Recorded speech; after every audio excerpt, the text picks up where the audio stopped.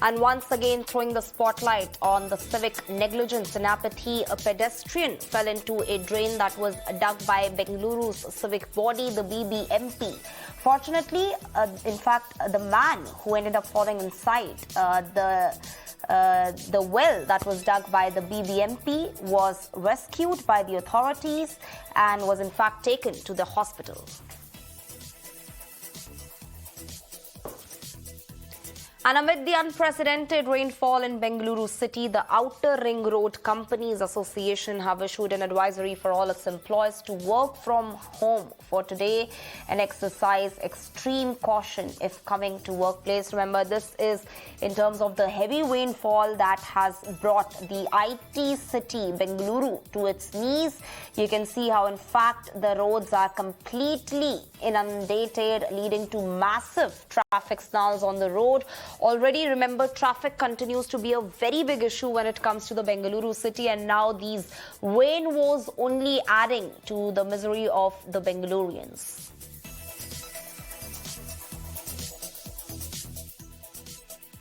Due to the recent floods which happened in front of EcoSpace, many companies had to face a lot of issues and challenges, and had to undergo a lot of changes in their business continuity plans, and also announce work from home for 3-4 days, which resulted in several losses, which we also have mentioned in the letter submitted to the Honorable CM. So we look forward for better development and all the necessary commitments which the CM has assured during his visit. All right, and on this note, let's cut across to my colleague Imran, who's joining us on the phone line from Bengaluru city. Imran, please do give us a sense of what exactly does the ground situation looks like right now, especially talking about the Bengaluru city, where traffic, in fact, continues to be a big issue. And now with heavy rains only throwing the normal life out of gear, what exactly are the problems that are being faced by the commuters here? Well, in several parts of Bengaluru, still water has not receded. There, water is still stagnant in many low-lying areas, especially where over our ring road, where it is the worst affected because of the overflow of water from Bengaluru Lake. Many of the commuters are facing problems, and people in residential areas, especially Indiranagar, HUL layout, and Outer Ring Road, are facing water is still stagnant there. Water has receded from earlier what we think where water was there up to 3 feet. It has receded, but still water is stagnant there, affecting the normal life. And what is worse is that the Bengaluru will, in 70 wards in Bengaluru will not receive drinking water because of the drinking treatment water facility in Mandya is overflowed with rainwater, and the authorities are doing their best at the moment right now to pump out the water from the gel board facility, adding more woes to the problems to the Bengaluru. And now the Met Department has predicted that the city will receive for another 5 days continuous heavy rainfall. So most likely the ceases we're witnessing today will likely continue tomorrow also because of the heavy rainfall, and many of the areas BBMP officials have not reached out and not pumped out the water. So it will likely to see that we similar census we might witness tomorrow. And many of the people have taken on social media complaining about the issues, what they're having. Many of them have not been able to venture out. Many of the IT companies have asked people to work from home, considering the fact that, like we reported early in the morning, how in Manyata Tech Park, water has, the complete area is inundated with water, making many of the employees working in those IT companies not able to come to their office because of the stagnant water there. So these are the issues which are happening. The Chief Minister has rushed to Mandya to ensure that, to check the facility there, drinking water facility, to ensure that it's up and running at the earliest. Meanwhile, they're also setting up committees to see to it.